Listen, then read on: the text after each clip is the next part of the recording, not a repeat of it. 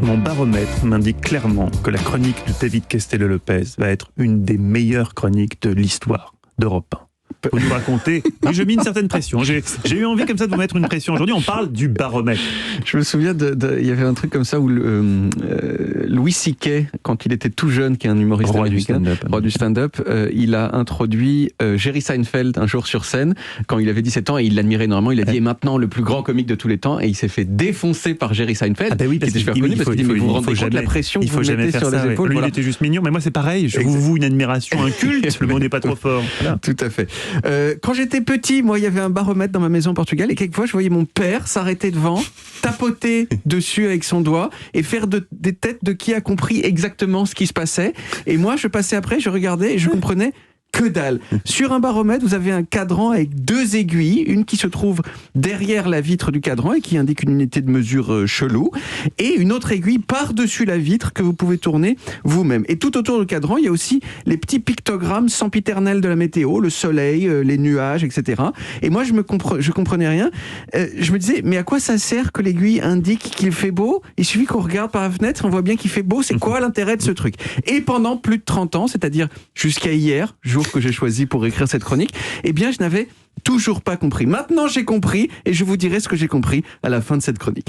Mais alors, d'où ça vient, le baromètre, cet instrument qui, à première vue, nous donne de façon compliquée une information qu'on peut avoir beaucoup plus simplement en regardant par la fenêtre ? Eh bien, ça vient des expériences complètement brillantes d'un certain nombre de scientifiques, tous italiens, du XVIIe siècle. Baliani, Galilée, qu'on connaît, c'est le plus connu d'entre eux, Torricelli, Berti.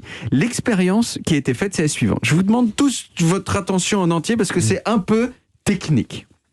On prend un très grand tube en verre, mettons de 12 mètres de haut. Vous voyez ?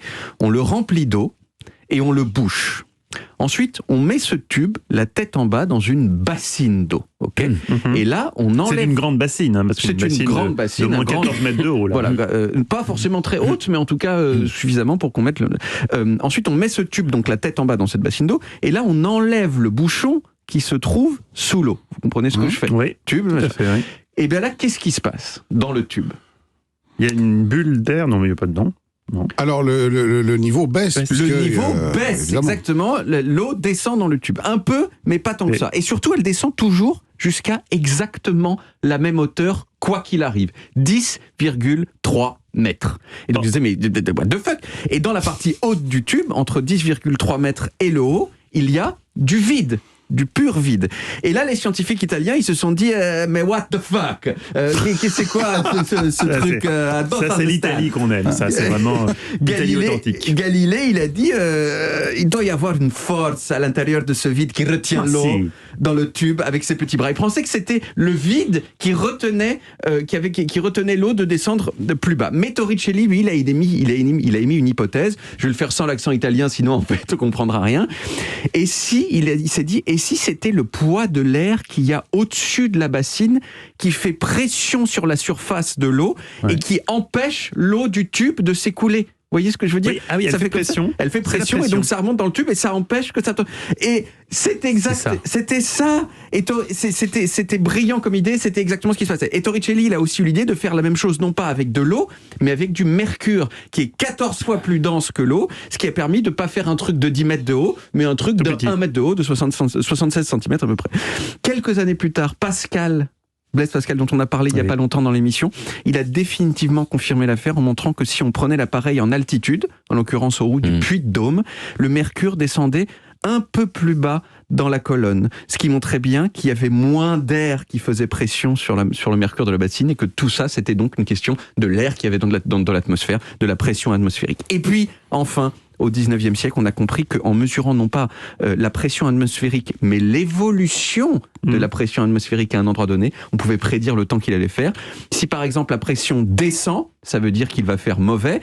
Pourquoi ? Eh bien, si j'ai bien compris, c'est entre autres parce que quand la pression descend, l'air a tendance à se déplacer des endroits à plus haute pression qui se trouvent autour, et donc ça fait du vent, ça mène des nuages, tout ça. Je suis pas super 100% sûr de mon explication non plus, mais c'est ce que j'ai compris. En tout cas, ça contient l'explication que je cherchais au début. La clé, c'est pas ce qu'indique l'aiguille qui est sous le verre. La clé, c'est de savoir si elle change de position ou pas, et dans quelle direction. Et c'est à ça que sert la deuxième aiguille qui bouge toute seule. Vous voyez, qui bouge pas, pardon. Vous la placez au-dessus de l'aiguille qui bouge toute seule, comme Ouais. ça, là. Et on Vous voit revenez 20 minutes plus Et tard, on voit. et ça vous permet de voir si la pression a augmenté ou diminué. Si la pression a augmenté, ça veut dire qu'il va faire beau. Si la pression a diminué, c'est qu'il va faire moche. Alors ce matin, moi, c'est ce que j'ai fait, c'est ce que j'ai fait, et j'ai remarqué que la pression avait légèrement augmenté. Je me suis dit, il va faire beau. Oui. Et devinez quoi, Il fait beau. super beau. Il fait super beau. Bim. Et Mais- voilà à quoi ça sert un baromètre. Mais vous auriez posé la question à votre gentil papa, et ça vous aurait évité déjà 20 C'est ans de vrai. psychanalyse, et puis vous auriez eu la réponse à votre question tout de suite. Je sais pas si à l'âge de 8 ans j'aurais compris tout ce qui. Ah oui, c'est vrai, tout ce que vous avez C'est raconté pas là, c'est possible. En tout cas, c'était très clair. Ah oui, et passionnant. Merci David, on retrouve les origines en podcast sur toutes les applis audio et en vidéo sur YouTube et Dailymotion et sur le site europe1.fr.